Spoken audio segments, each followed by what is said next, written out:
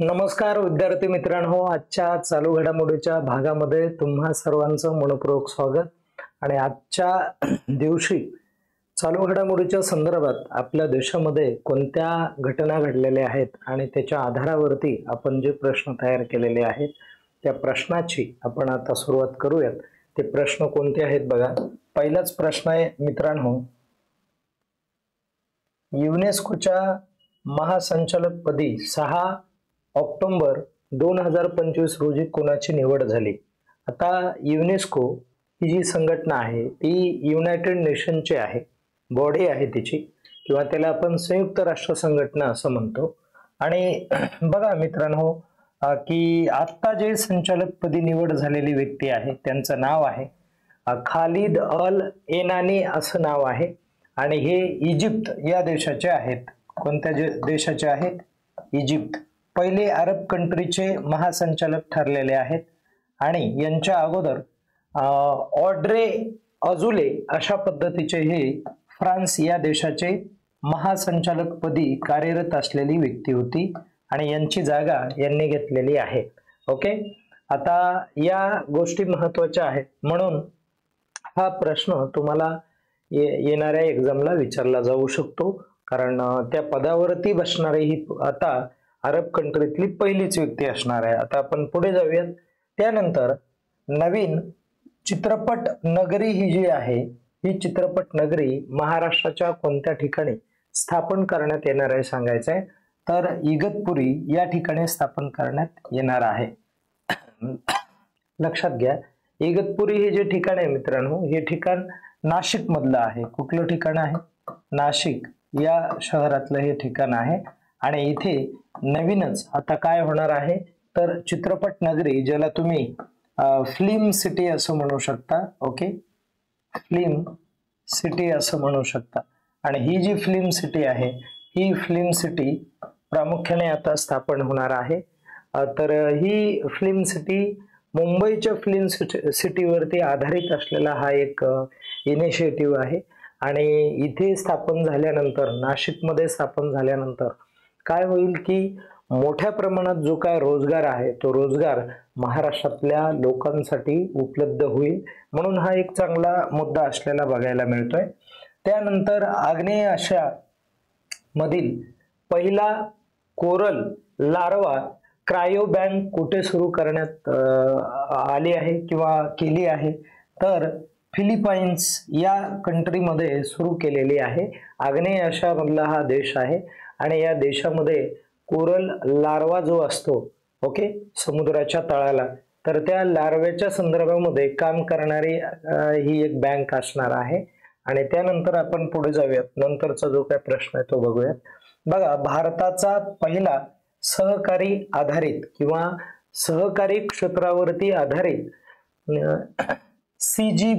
CBG potash granular प्रकल्प कुठे सुरू करण्यात आलेला आहे, तर कोपरगाव या ठिकाणी सुरू होणार आहे। तर या प्रकल्पाचं जे काय उद्घाटन आहे ते उद्घाटन अमित शहा यांच्या माध्यमातून झालेलं आहे। आणि अमित शहा हे तुम्हाला माहिती आहे की भारताचे कोणते मंत्री आहेत, तर मला एकदा ते कमेंट करून सांगा। बऱ्याच वेळेस आपण बोललेलो आहोत, तर कृपया ते मला कमेंट करून सांगा। पुढचा प्रश्न बघूया। 2025 साली सरदार वल्लभभाई पटेल यांची कितवी जयंती साजरी केली जात आहे ते तुम्हाला सांगायचं आहे। तर यांची 150वी जी काय जयंती आहे ती साजरी केली जात आहे। आणि लक्षात ठेवा मित्रांनो, सरदार वल्लभभाई पटेल यांचा जो जन्म आहे तो 31 डिसेंबरचा आहे। ओके, सॉरी 31 ऑक्टोबरचा आहे, हे विसरू नका।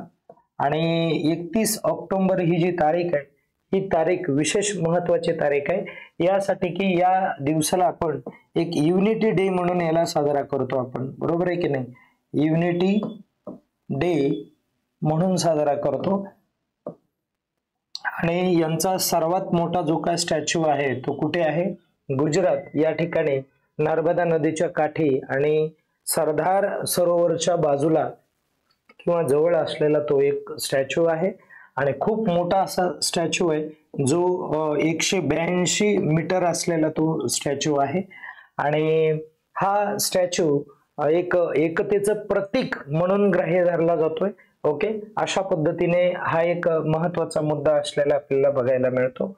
त्यानंतर परत जागतिक शिक्षक दिन, जसं राष्ट्रीय शिक्षक दिन आपल्याकडे असतो बघा, राष्ट्रीय शिक्षक दिन हा एक असतो आपल्याकडे. आणि राष्ट्रीय शिक्षक दिन आपला कधी साजरा केला जातो, तर 5 सप्टेंबर या तारखेला आपण साजरा करतो.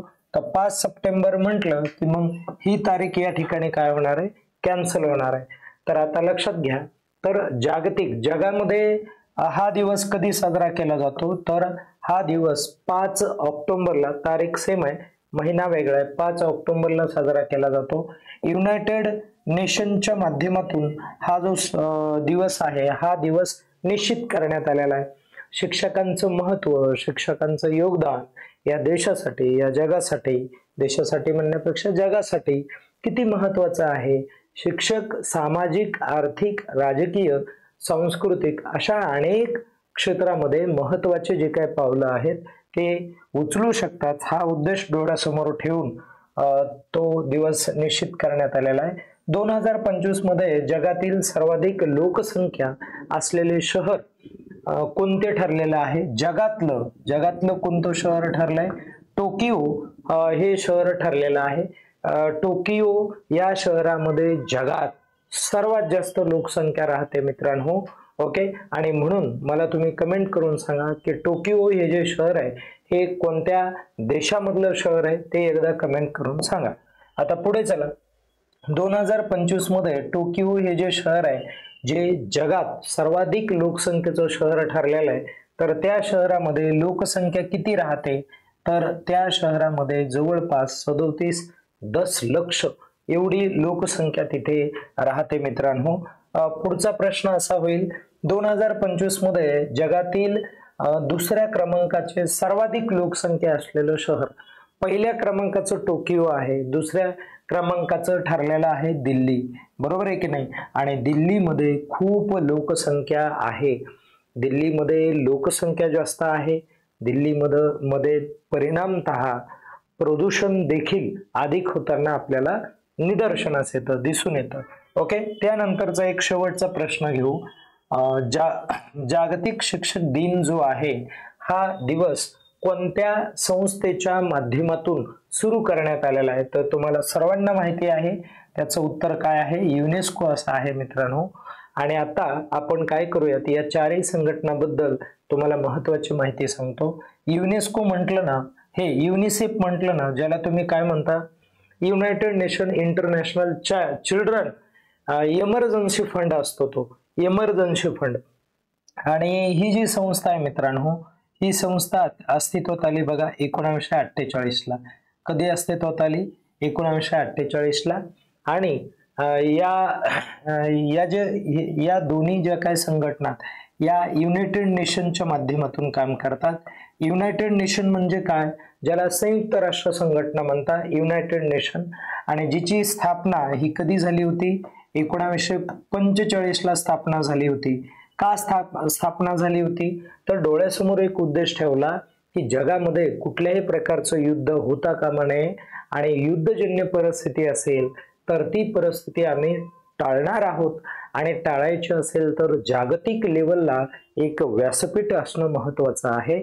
आणि हा उद्देश डोळ्यासमोर ठेवून ही युनायटेड नेशन नावाची संघटना अस्तित्वात आली. आणि जिचं हेडक्वार्टर हे अमेरिकेला आहे, न्यूयॉर्क या शहरामध्ये असलेलं आपल्याला बघायला मिळत आहे, बरोबर. अशा या शहरामध्ये आहे.